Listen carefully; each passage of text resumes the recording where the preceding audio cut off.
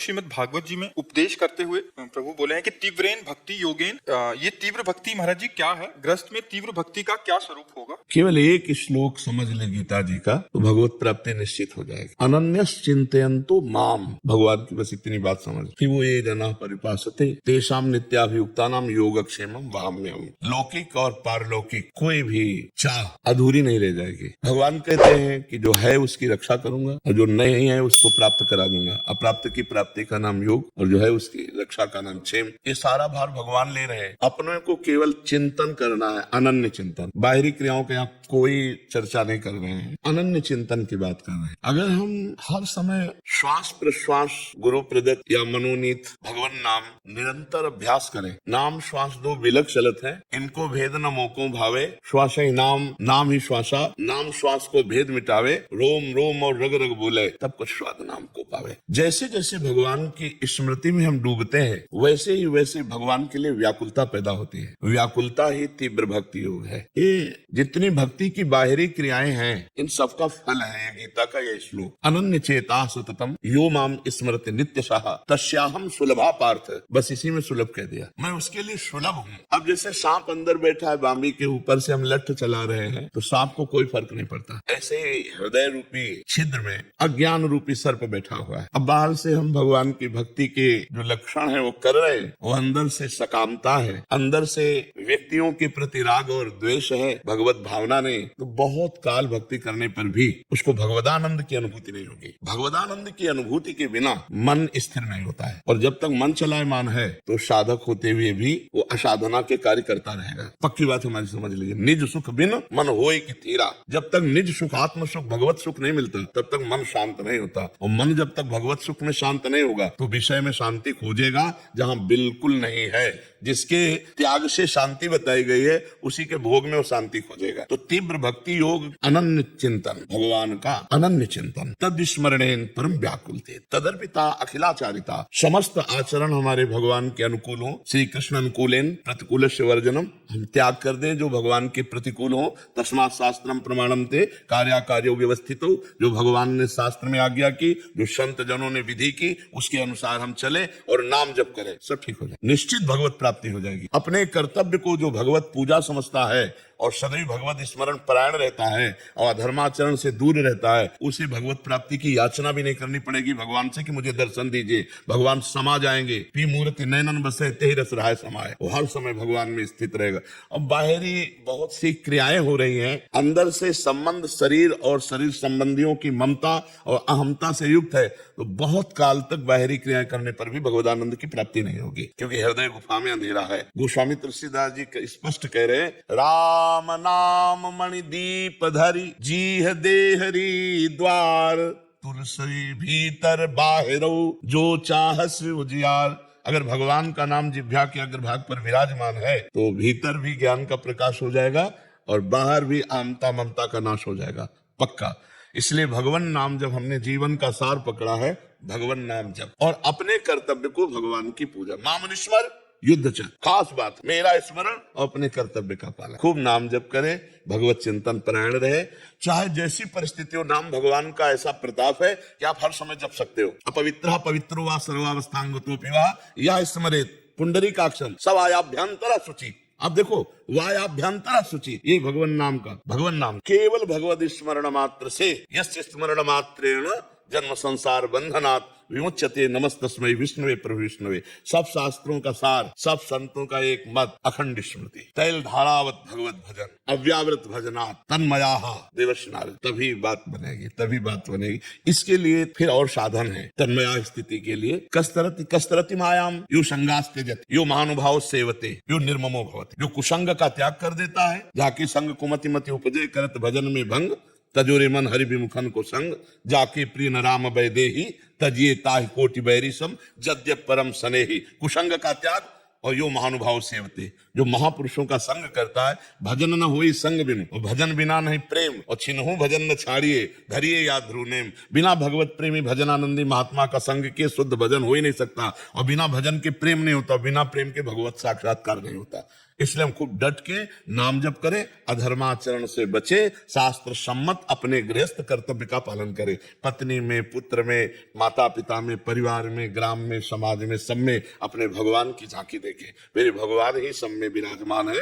इससे बढ़िया और भक्ति का स्वरूप। ये बाहरी क्रियाएं जो है ना, देखो आरती कर रहे हो प्रभु की और चिंतन हो रहा है जगत का, धन का, तो अंदर तो सब गड़बड़ी चल रही ना। सही आरती कब होगी? जब भक्ति कर दीप प्रेम करी बाती, साधु संगति करी अनुदिन राती। भक्ति का दीपक हो, प्रेम की बाती। बोले किस काम मिलेगी? बोले साधु संगत। मत कीरति गति भूति भलाई, जब जे जतन जहां जे पाई, सो जानो सत्संग प्रभाऊ, लोकों वेद ना अनु पाओ। अगर हम भगवत प्रेमी महात्माओं का संग करें, खूब नाम जप करें, अपने कर्तव्य का पालन करें, बात समझ गए।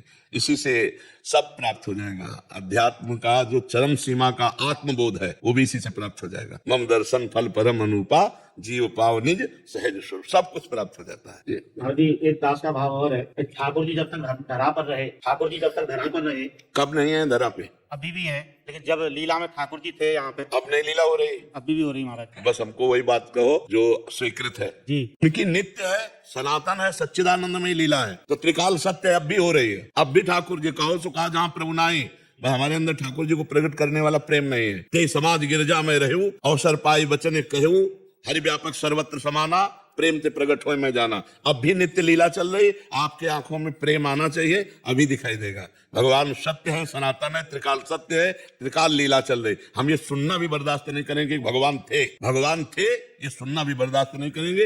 भगवान है, भगवान है। लीला हो रही थी नहीं, लीला हो रही है। हाँ पक्का। अब बात करो। ठाकुर जी पे भी संदेह, दुर्योधन, शिशुपाल इत्यादि को छोड़ ब्रह्मा जी को भी मोह हो गया था लीला देख करके, तो वो भी ठाकुर जी पे। आप संदेह के मार्ग में जाना चाहते हैं? नहीं महाराज, मैं निवेदन जो कर रहा हूँ वो ये कर रहा हूँ कि मुझे ऐसे लगता है कि वर्तमान समय में आप भी ठाकुर जी के नित्य परिकर। नहीं तो आप कौन हो? आप ठाकुर जी के नित्य परिकर? हम महाराज हम तो साधारण जी, बहुत साधारण जी को ना बैले समझ। इसमें बिजली है ना, इसमें बिजली है ना, इसमें बिजली है ना, इसमें साधारण बिजली है, वही बिजली है। छू के देखो करंट मारेगी। ये सब में समान भाव से परमात्मा विराजमान है। 100 ग्राम, 50 ग्राम, 1 किलो, आधा, ऐसा नहीं है। समान भगवान समान भाव से विराजमान है।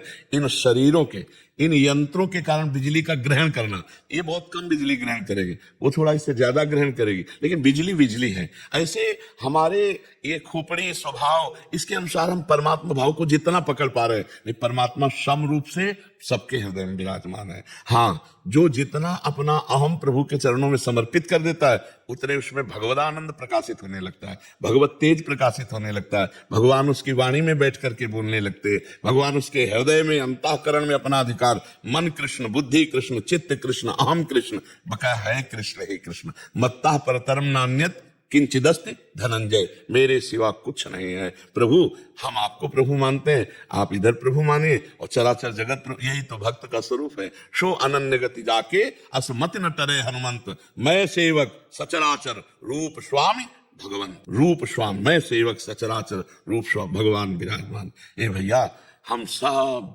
मायाकृत शरीर में आसक्त चित्त वाले, वो करुणा करे तो चित्त को चुरा लिया, बस बात इतनी। तिनका पड़ा रज के 7 पैरों में रौंदा जाता था, वायु का संसर्ग मिला, उड़ करके राजाओं के मुकुट पर या मंदिर की चोटी पर बैठ गया। इसमें तिनके का महत्व नहीं है, नहीं, इसमें महत्व है उस वायु का जो तिनके को उड़ा करके मंदिर की चोटी पे बैठाल दिया। मूकम करोति वाचालम पंगुम लंघयते गिरिम यत् कृपा तमहं वंदे परमानंद। वही भगवान अपने शरणागतों को स्वीकार करते हैं, उतनी बात है, कुछ नहीं है। सब में वही विराजमान है। वो जहां अपना अधिकार कर लेता है, जहां दैन्य भाव से अहम समर्पित हो जाता है, वहां वो स्वयं अपना प्रकाश करने लगते हैं। उन्हीं का सारा खेल है, ना अपने कुछ है, अपना कोई महत्व है। वो जहां बैठते हैं वही महत्व प्रकाशित हो जाता है। कहीं पर्दा लगा के बैठे हैं और कहीं पर्दा खोल दिए, बस अंतर इतना है। नहीं, सब में वही विराज, सबको बराबर प्यार करते हैं। मेरे प्रभु का स्वभाव ऐसा है, सब पर मोरी बराबर दया, सब मम प्रिय, सब मम उपजाए। पर हम लोग भगवान से विमुख होकर के संसार की तरफ आसक्ति में बह गए, इसलिए अपने प्रभु की कृपा को नहीं जान पाए। अगर आज भी हम मुड़े तो भगवान का स्वभाव ऐसा है, विमुख भये निमिषौ न अकृपा, जब चितये तब वैसे। उमा राम स्वभाव जी जाना, ताई भजन तज। बिल्कुल पक्का आप समझिए, ये हमारी त्रुटि है, नहीं तो हम सब सबके हृदय में वो विराजमान है, अनंत ज्ञान अनंत प्रेम लिए हुए सबके हृदय में विराजमान है। महाराज जी, मेरा प्रश्न है कि भक्ति मार्ग पर कैसे टिके रहें और क्रोध मोह गिरा देते हैं, कैसे कम करें? देखो, अगर तूफान चल रहा हो, हम किसी पर्वत का अडिग वस्तु का सहारा ले ले तो हम बच जाते हैं। ऐसे काम क्रोध लोभ मोह मद मत्सर ये तूफान है, तूफान, ये हवा नहीं है, ये तूफान है, किसी को भी उड़ा सकते हैं, किसी को भी भ्रष्ट कर सकते हैं। तो सबसे बड़ा जो अडिग स्थान है वो भगवान बता रहे हैं। सबकी ममता ताग बटोरी, मम पद मन ही बांधी बर डोरी। सबकी ममता बट करके रस्सी करके मन को मेरे चरणों में बांध दे। भगवान के चरण अडिग हैं। भगवान के चरणों को काम क्रोध लोभ मोह मद मत्सर कोई नहीं उखाड़ सकता। भगवान के चरणों को उखाड़ना तो बात जाने, भक्त के चरण को नहीं उखाड़ सकता। जब बार बार रावण ने कहा भगवान श्री राम को मनुष्य मनुष्य नर, तो उनका तुम उनको केवल मनुष्य समझते हो, मैं उनका एक दूत हूँ, मैं एक क्षुद्र दूत हूँ। और ताल ठोकी और कहा मैं पैर जमा रहा हूँ तेरी सभा में, कोई वीर हो तो उखाड़ के दिखा दे। अगर मेरे पैर को हिला भी देगा तो राम जी वापस चले जाएंगे, सिया जी हार जाए। कितनी बड़ी बात स्वामी की, इतना बड़ा अधिकार थोड़ी सेवक का होता है। सिया जी को हार जाएंगे, वापस चले, उखाड़ दे पैर। राम प्रताप सुमीर पन रूपा है, किसी की ताकत नहीं। जब भक्त का चरण नहीं उठा पाए तो भगवान का चरण कौन हिला दे। तो अगर हम काम क्रोध लोभ मोह मद मत्सर से बचना चाहते हैं तो हर समय नाम जप करते हुए भगवान के चरणों का आश्रय ले। भगवान के चरण इतने मजबूत है कि हमें कोई हिला नहीं सकता, हमें कोई डिगा नहीं सकता। और अगर भगवान के चरण नहीं तो ना तपस्या रोक पाएगी ना कोई साधना रोक पाएगी। जिस समय ये वेग आते हैं ना तो सब ज्ञान अपहृत हो जाता है और वो वही करता है जो मन कहलाता है। जो मन कहलाता है भाई ये करना है वही करना है। तो इसलिए भगवान के चरणों का आश्रय, हरिशरणम हरिशरणम हरिशरणम। सनकादि भी जपते रहते, निरंतर सनकादि भी जपते रहते, तो हमें भगवान का नाम जपते रहना, भगवान की शरण में रहना, उसी से सब ठीक हो। मुझे मेरे जीवन में ऐसा प्रतीत हो रहा है कि सब कुछ स्वप्न जैसा लग रहा है। ये मेरा मन का कोई खेल है या वास्तविक जीवन है? नाम जप कहते हो कितनी देर? समय समय पर करते रहते हैं, समय समय पर करते रहते हैं महाराज जी। कौन सा समय होता है जिसमें नाम जप होता है? जैसे कुछ काम किया, फिर दिमाग हट गया, फिर उसके बाद नाम जप से और अभ्यास करो और करो। क्या स्वप्न आपको लगता जैसे कुछ हो रहा है, ऐसा लग रहा है कि ऑटोमेटिक हो जा रहा है, उसके बाद फिर है? अच्छा है, भगवान की माया के द्वारा गुण में गुण बरत रहे हैं। ये ज्ञानी जन देखते हैं और भक्त जन देखते हैं कि भगवान की इच्छा से सब कुछ हो रहा है। वो अपने को कर्ता नहीं मानते हैं। दोनों, न ज्ञानी न भक्त। भक्त देखता है कि भगवान के द्वारा सब कुछ हो रहा है। जैसे चराचर जगत में हो रहा है ऐसे शरीर में भी हो रहा है। पर भक्त के द्वारा कभी पापाचरण नहीं होते, ज्ञानी के द्वारा कभी अधर्माचरण नहीं होते। जो ज्ञानी देखता है गुणानुगुण वर्तनते, तो ऐसा नहीं कि वो पाप को भी देख रहा है। पाप उसके द्वारा हो ही नहीं सकता जो ऐसा देखता है। भगवान के द्वारा सब कुछ हो रहा है तो अहंकार में ही काम क्रोध लोग होते हैं। इस वृत्ति में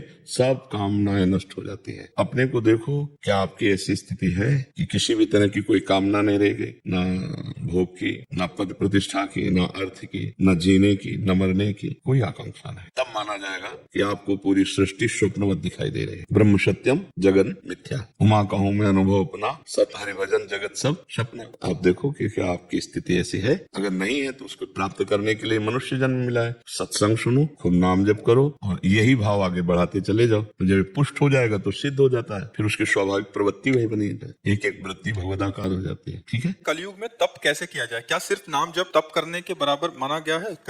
तप बराबर कैसे हो सकता है? नाम के बराबर तप कैसे हो सकता है? ये तो नाम का मतलब अवहेलना करना होगा। तप जो होता है वो 3 प्रकार का होता है। एक होता है शरीर का तप, गर्मी सर्दी सहना। जैसे देखो कुछ तपस्वी जन है, गर्मी में आग लगाकर आसपास से बैठते हैं। कुछ सर्दी में जल में गले तक खड़े होकर के भूख प्यास सहना। बाहरी जो आगंतुक प्रकृति जनित कष्ट है उनको सहना, उनसे विक्षिप्त न होना, उसे शारीरिक तप कहते हैं। मानसिक तप के बिना शारीरिक तप का कोई महत्व नहीं बनता, क्योंकि शरीर का स्थूल ढांचा ये क्रियात्मक कष्ट सहा, लेकिन मना स्थिति क्या है? तो मना स्थिति में जब काम का प्रहार हो, क्रोध का प्रहार हो, ये ताप है। लोभ मोह मद मत्सर ईर्ष्या द्वेष मान अपमान स्तुति निंदा, इनको समान भाव से जो सह गया वो मन का तपस्वी। तन का तपस्वी तो कोई भी हो सकता है, लेकिन उसका फल है मन का तप। और वाणी का तप है निरंतर भगवान का नाम जप करते हुए मौन रहना। बोलना तो भगवत शब्दों में बोलना, सत्य बोलना, हितकर बोलना, ये तो तप मात्र प्रभावशाली है। बाहरी दिखावे का तप, व्रत, संयम, नियम, ये अहंकार की पुष्टि अगर कर दिए तो सब बेकार हो गए। अहंकार लेने से क्या तपस्या पूर्ण हो गई? यही खास बात है। भगवान के आश्रित होकर दैन्य भाव से आप जल में रहो, चाहे फल में रहो, चाहे रोटी में रहो, चाहे उससे कोई फर्क नहीं पड़ता। आपका चिंतन क्या हो रहा है? आप चिंतन कहाँ में है? जहाँ चिंतन वही आपकी स्थिति। हाँ, भगवान के लिए किया जाए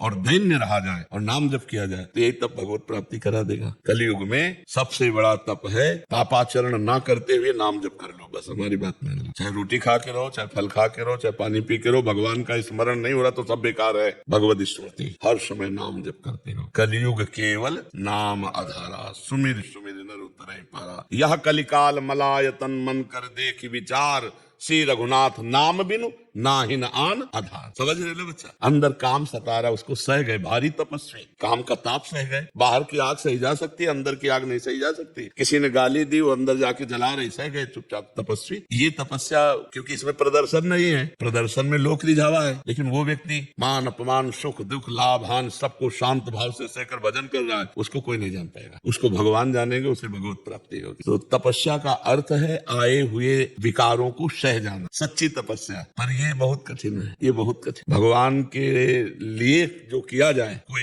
प्रदर्शन ना हो, दिखावा ना हो, तो हर बात भगवान को पसंद आ जाएगी। तुम्हारा व्रत रहना, तुम्हारा कष्ट सहना, सब भगवान एक एक का हिसाब देंगे। और दिखावे के लिए हो सो तो भारी से भारी तप भी किसी काम का नहीं है जी। इस प्रसंग में हम देखते हैं कि दुर्वासा जी दूब का रस पीते थे और बलकल की लंगोटी लगाते थे। अम्बरीश जी चक्रवर्ती सम्राट थे, लेकिन महाराज दुर्वासा परास्त हो गए अम्बरीश जी की भक्ति के कारण। क्यों? निरंतर भगवान का स्मरण, जितने व्रत संयम उपवास उपासना सब भगवान के लिए, तो हार गए। दुर्वासा जी चरणों में गिरे कि अम्बरीश जी के पूरा चरित्र सुनो ना। तो तपस्या वही सार्थक है जो भगवान के लिए की जाए, दिखावे के लिए नहीं, दूसरे को दिखाने के लिए तो फिर दम्भ पाखंड हो जाता है। अगर आपको यह वीडियो अच्छी लगी है तो वीडियो को लाइक करें, कमेंट करें और चैनल को सब्सक्राइब जरूर करें। और मैं आपको मिलता हूँ कल एक और नए वीडियो के साथ। राधे राधे।